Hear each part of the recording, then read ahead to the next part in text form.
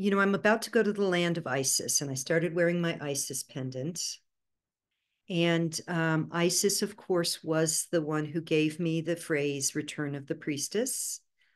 And Isis has been with me on and off for many years now. So I just want to tune into her because I won't be transmitting a live stream, although I may do some impromptu lives or whatever while in Egypt. So I just feel like now let's just shift the energy for a moment here and see if there's anything.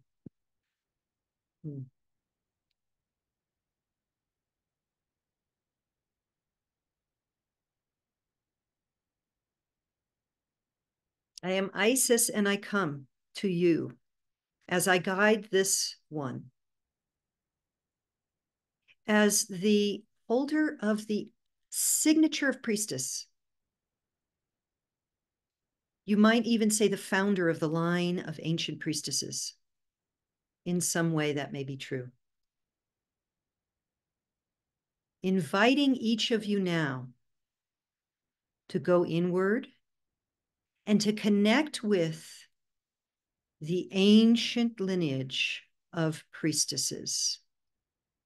Through history beyond the history you know, there have been the sacred women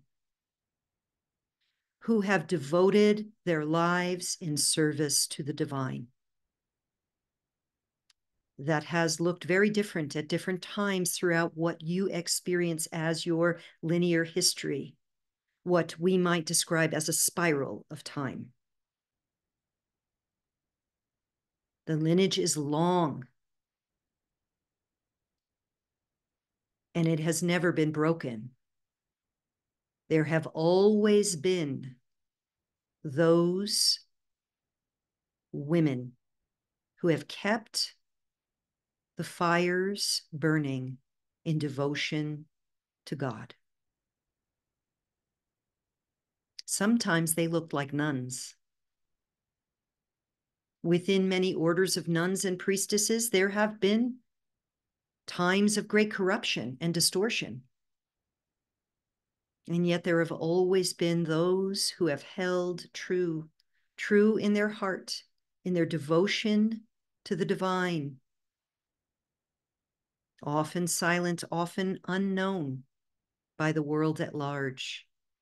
They held the field and served as divine conduits through their feminine vessels, through their female bodies. This is a mantle. It is a chosen role. It is an opportunity at this time for many women to pick up the pieces of what you would consider past incarnations. We might say other incarnations on the spiral of time, where they may have felt they missed the mark as priestess, and other times where they had mastery that they could not bring forward again until now. For those of you who feel the connection with the mantle of priestess, you are, in a sense, gathering the gems that you left for yourself in the great spiral of time, taking them back in that you may fully embody your divinity in devotion to the one that you are. And so we would encourage you at this time to be heartful and mindful of the gems before you, to be heartful and mindful of when the shiny objects that are not in service to divinity pull you astray.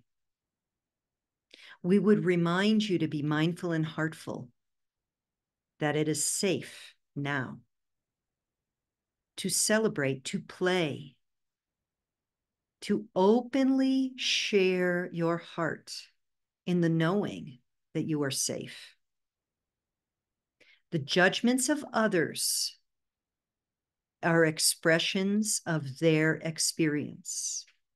And while there have been points on the spiral of time within which that could spell danger and suffering to your bodies, this is not that time.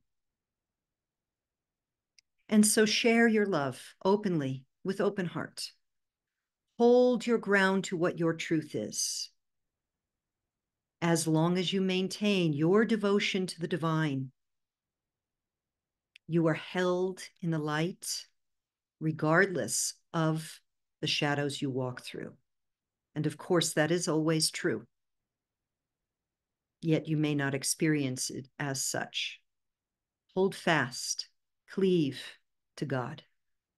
These are the times you've prepared for. And you have many gems you have cast into your future that are now before you for you to reclaim as you walk the path of Priestess. I am Isis. I come as a collective, holding the field of Priestess in gratitude and in service. I will return to share with you again at another time.